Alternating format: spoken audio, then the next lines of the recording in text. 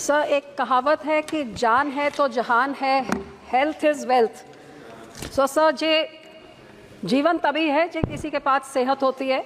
और आज ये 140 करोड़ लोगों की मैं बात करूं तो सबसे ज़रूरी जो बजट में देखा जाए तो एलोकेशन होनी चाहिए थी हेल्थ के लिए, ताकि ये जो एक जवान देश है ये प्रोडक्टिविटी अपनी बढ़ा सके। लेकिन अफसोस कि जहाँ पे बजट में जिस तरह की बढ़ोतरी होनी चाहिए बढ़ोतरी तो नहीं हुई। और मैं ये महसूस करती हूँ कि हम सारे इस बात से एग्रीमेंट में होंगे कि हर एक के क्षेत्र में डॉक्टरों की और बहुत ज़्यादा रिक्वायरमेंट है। गांव से लेके शहर में ज़्यादा डॉक्टरों की ज़रूरत है। ये ज़रूरत तभी पूरी हो सकती है जो और मेडिकल कॉलेजेस और इंस्टीट्यूट्स बनाए जाए, आइलाइड सर्विसेज वाले, जो इस तरफ सरकार ध्यान देगी तभी तो और डॉक्टर्स बनेंगे। और मैं ये भी बेनती करूंगी कि जहां करोड़ों रुपए, हज़ारों करोड़ वेस्ट किए जाते हैं, कहीं पे बहुत बड़ा बुत बनता है उस पे हज़ारों करोड़ वेस्ट कर दिए जाएं, कहीं कुछ बन रहा है, बुलेट ट्रेन, बहुत अच्छी बात है। लेकिन जो आपने एम्स बनाए हैं, ऐसे कि आपने बढ़िया इंस्टीट्यूशंस बनाए हैं, तो फिर इधर कंजूसी हम क्यों करते हैं? जितनी सैंक्शनड ग्रांट है वो भी पूरी नहीं देते हैं, पैसे वहाँ के रोके हुए हैं। जिस तरीके से ये एम्स को आपको बढ़ाना चाहिए, हज़ारों करोड़ उनको तो सैंक्शन करके और देना चाहिए, ना कि सैंक्शन अमाउंट को भी रोकना चाहिए। सो मैं आपसे आग्रह करती हूँ आपके द्वारा माननीय मंत्री जी को कि एम्स बठिंडा, जो मेरा ख्याल आपके सबसे पहले एम्स जो 2016 में ऐलान हुए थे, 3 साल के अंदर ये एम्स बन गया 750 बेड का। रोज़ यहाँ पे राजस्थान, हरियाणा, पंजाब, सारे राज्यों के 2500 लोग ओपीडी में आते हैं। रोज़ वहाँ पे 40 इमरजेंसीज होती हैं, 2 मेजर नेशनल हाईवेज, 3 स्टेट के हाईवेज, 2 एक्सप्रेसवेज के बीच में। और आपको हैरानी होगी सर, 750 बेड का सुपर स्पेशलिटी अस्पताल, इतनी सारी हाईवेज। क्या आपको पता है कि यहाँ पे इमरजेंसी वार्ड में कितने बेड्स हैं? 28 बेड। सर, 28 बेड से वो हॉस्पिटल की ऑपरेशंस की रिक्वायरमेंट पूरी होएगी? ये 40 इमरजेंसीज की पूरी होएगी? किसकी होएगी? लगातार मैं कई सालों से मांग रख रही हूँ कि एक 300 बेड का ट्रॉमा सेंटर सैंक्शन किया जाए। एम्स बठिंडा भी मांग रहा है, लेकिन सरकार के कान में जूं तक नहीं। आज तक पता नहीं क्या कारण है, इतना बड़ा आपने हॉस्पिटल खड़ा किया, इमरजेंसी के वहाँ पे आप लगा दीजिए ट्रॉमा सेंटर 300 बेड का, ताकि उसका पूरा यूटिलाइजेशन हो। अस्पताल लोग भी मांग रहे हैं और वहाँ की जनता भी मांग रही है।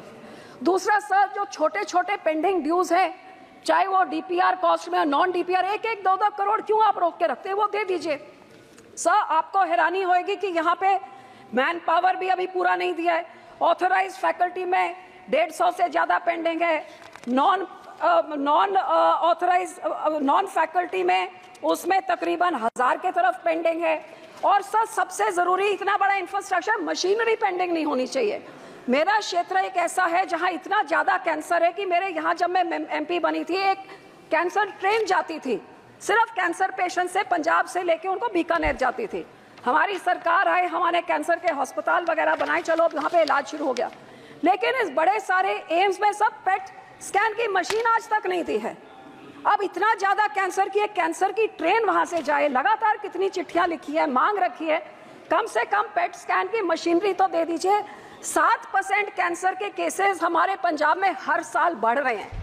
अरे गरीब को कितनी बड़ी मदद होगी? आपने दवाइयों में टैक्स हटा दिया, बहुत अच्छी बात, लेकिन मशीन तो आप दे दीजिए।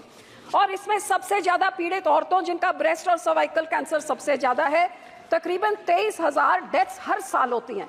सो ये मैं मांग करती हूँ। दूसरी sir, high and ICU ventilators. आपको हैरानी होगी, मेरी पूरी कॉन्स्टिट्यूंसी में किसी अस्पताल में एक वेंटिलेटर वाली एम्बुलेंस तक भी नहीं है, जो लोगों को नज़दीक के साथ में जहाँ पे भी उनको हेल्थ केयर मिल सकता है। सो इसे एम्स में high and ventilator for the hospital और एक ambulance with a ventilator. Sir, दूसरा, मुझे इस बात का मान है कि हमारे इस अस्पताल ने already live donor kidney transplant शुरू कर दिया है, और वहाँ पे अस्पताल ने लिख के भेजा है कि इनको दे दी जाए जो SOTTO, state organ tissue transplant, जो इनको महत्वता देती है, ये दे दी, ताकि ये हार्ट में भी शुरू हो जाए। ये पेंडिंग कब से पड़ा हुआ है नेशनल के साथ। मैं विनती करती हूँ डॉक्टर मंत्री जी को कि ये दिलवा दीजिए। सब बाकी जो दूसरी चीज़ें हैं कि वहाँ पे डॉक्टरों के रहने का स्टाफ अकोमोडेशन अभी तक नहीं बना है, हॉस्टल में कमरे कम हैं, तो ये जब डॉक्टर रहेंगे नहीं कैंपस के अंदर तो इमरजेंसी के लिए अवेलेबल कहाँ होंगे और पेशेंट्स को बोलना पड़ता है। सो जरूर मैं बेनती करती हूँ, इधर उधर पैसे खर्चने के बजाय जो प्रीमियर इंस्टीट्यूशंस आपने बनाए कम से कम उधर के पैसे आप पूरे करिए।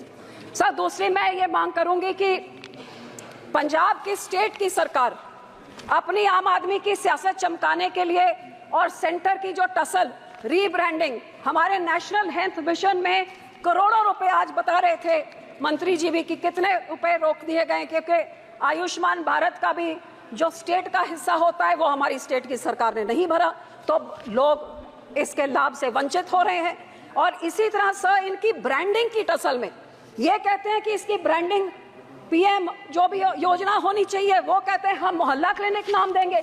नाम की लड़ाई में लोगों की हेल्थ फैसिलिटीज खत्म हो रही हैं। सो मैं बेनती करती हूं सरकार से, पीपल शुड नॉट सफर।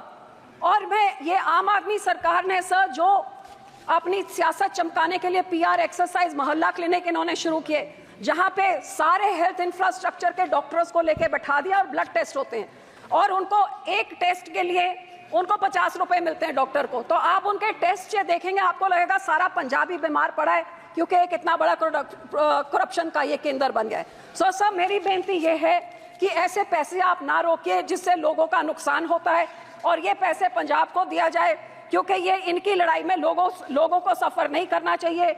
आज सारे देश में सबसे ज्यादा अपने जेब से खर्चा करने के लिए हेल्थ सर्विस के लिए पंजाब का नेशनल एवरेज से भी दुगना है, क्योंकि इनकी लड़ाई में सारी हेल्थ सर्विसेज डॉक्टर आम आदमी क्लिनिक में डाल दिए और जो ढांचा था सरकारी ढांचा वो सारा कंडम हो रहा है। सर 2 पॉइंट्स अखीर में, एक तो आशा वर्कर जो 2008 से काम कर रहे हैं और बहुत ही उनको आज 1000-2000 रुपए से क्या होता है, इनको इनका पे ग्रेड नॉर्मलाइज किया जाए, जो डीसी रेट होता है और इनकी एज लिमिट भी 65 तक बढ़ाई जाए।